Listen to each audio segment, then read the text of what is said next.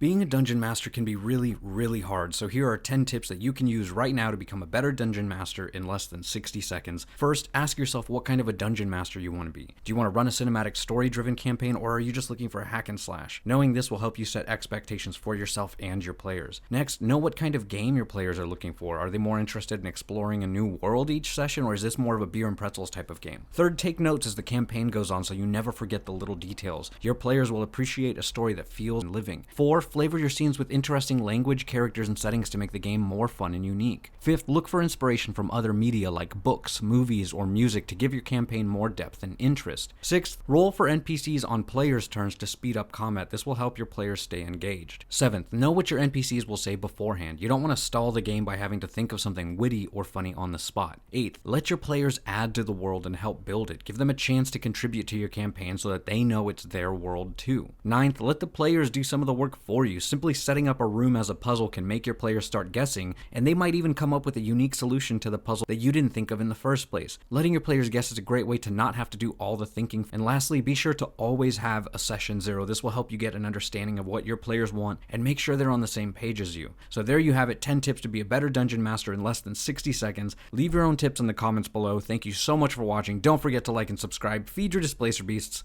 and we'll see you next time, adventurers.